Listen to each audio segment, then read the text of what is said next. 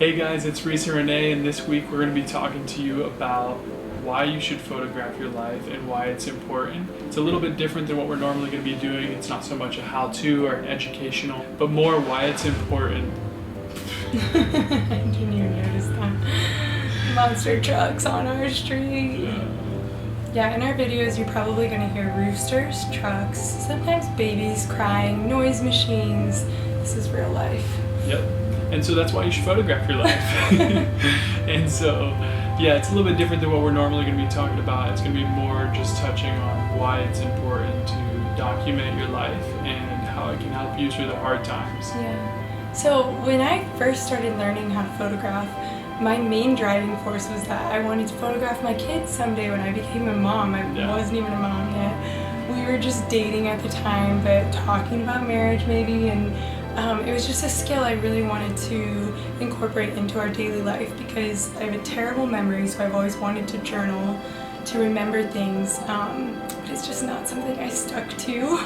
And so photography is a way where you can take pictures here and there. Some days we pick up our camera a lot, some days we don't at all, but whenever you look back over a period of 10 years, all the gaps are filled. We just have all these amazing memories. And a lot of the times whenever we start talking about memories amongst each other, it's because one of us has either seen an old photo or remembered an old photo in our mind. And so like she said, if you're someone who doesn't like to journal or write, which those are also great ways to document your life, but this is just a way where, you know, those images get seared on your mind for a long time. And there's such great ways to recall old memories that you had. Another reason, you know, I get out the iPhone and video a lot is because someday our kids are going to be able to watch those, and I think it creates a sense of camaraderie in your family. Just last night, Reese and I were watching through some old videos the first time we brought our daughter to the beach. She was probably 5 or 6 months old and she loved it, and I told Reese that is one of my favorite memories, and I don't think I would recall it if we didn't have that video, to be honest. Yeah, and just as your kids get older, I remember watching some of her family videos together with her family. It was just a great time for family bonding. You really feel like a team. You're kind of rooting each other on. You're picking a little fun at each other. And it's just, like she said, it's just a fun time to like really cheer each other on as a team, but also, you know, bring back those old memories and deepen the family bond and the love that you have for each other. Yeah. So we've been photographing together for 6 years now? Yeah, 7 years. 7 years? And I've been learning for 8 years or so. But this past year of our life showed us probably the biggest benefit to photographing, just your daily ups and downs. Yeah, so this year we had our daughter at the end of 2018, and then in 2019. And she was our first baby, we should probably say that, first time parents. So 2019 is first time parents, and then we also became foster parents to a little guy. And so it was a really long, hard year, but a really good year. And as we were looking back on some of the photographs, we just remember how hard some of those days or weeks or even months were, where there was lots of crying. So much crying. You still saw the grace of God, just how He was faithful in all of it, and that He carried the story forward even whenever we fell short. And so it was really cool to see just the blessings and the gifts even through all of the hardship. And I think it's a reminder to us that even whenever things are hard, it is really for our benefit. Yeah, I can remember in this past year there being nights where just exhausted, like completely depleted from the day, laying there thinking like, we can't do this, like this is too hard. But then just being able to kind of scroll back through some photos, because on our business website we'll share some photos of our day-to-day life, and like Reese said, just seeing the beauty in it all and the grace that God has given us, the strength to carry on each day, and it would just always reset my focus to say like, we can do another day, this is worth it, these kids are worth it.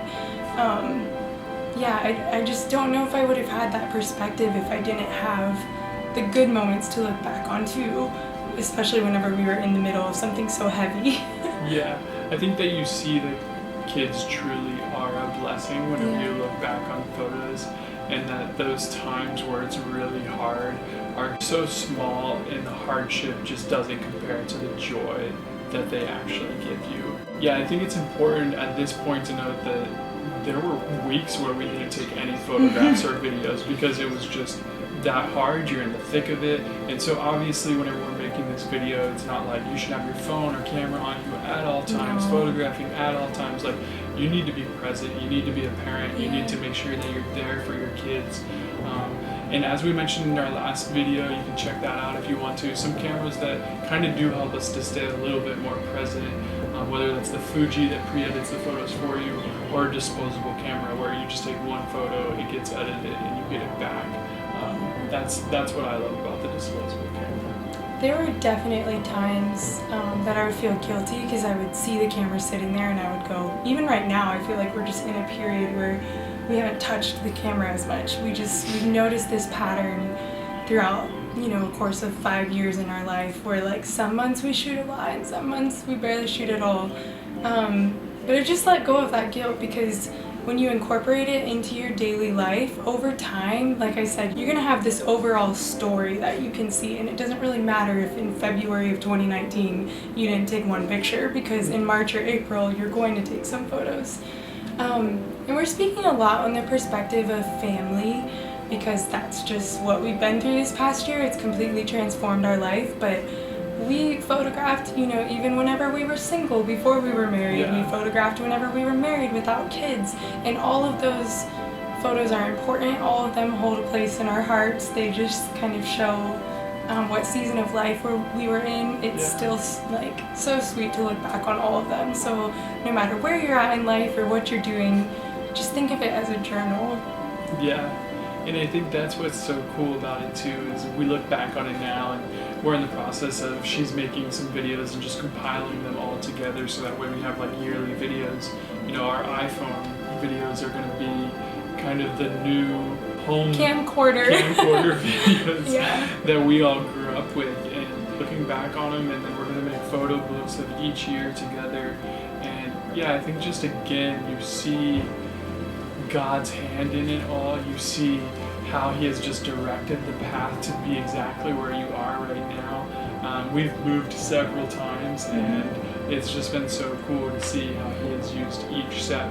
I mean, we wouldn't be fostering our son right now if He didn't do that. Don't get overwhelmed with us talking about making photo books or me going through iPhone videos and kind of like editing them together.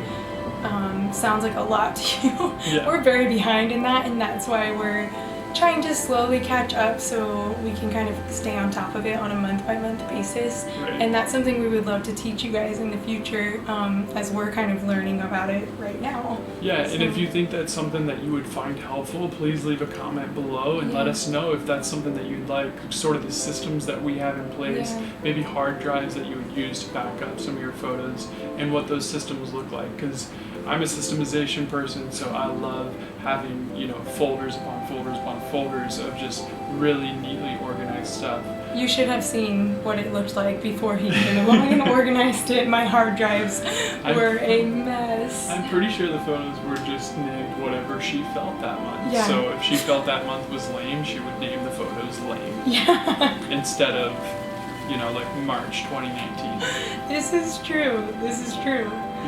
That's kind of the catch-22 of, the modern day technology that we have, is you just can have thousands of photos and thousands of videos, and it can get a little bit overwhelming. So there's two ways to deal with that. You can either shoot less and just try to be more intentional about those photos and videos you do take, or you can stay on top of it and month by month go through, delete the ones that don't matter, and organize the ones that do. And as you guys know, we do this as a job as well. So we've been photographing families and couples and weddings for the past 7 years. And we just put together a post just called the Homage Journey, and just asking people to pick their favorite wedding photograph and why it's their favorite. And it's been really humbling and introspective to see what people have said. It's been refreshing to see what photos are important to them, and it's given us a new perspective moving forward in the way we photograph during work. So that's been a cool little project that we've done. If you want to check that out, I'm going to put the link below as well. Hopefully it helps you think about photography from a standpoint other than business, because obviously if you want to open a photo business, then you have the drive to learn how to use a camera, you have the drive to learn how to shoot and shoot well. But just doing it personally, there's so much benefit from it, and Yeah. I hope you can see that. So keep your guys' eyes out for the video next week as well. And if you like these videos and you want to keep following along, be sure to hit the subscribe button below or hit the subscribe button up here. And then be sure to ring the bell so that way you get notified whenever these videos go live. Yeah. Thanks for watching, guys. Alright, see you guys next week. Bye.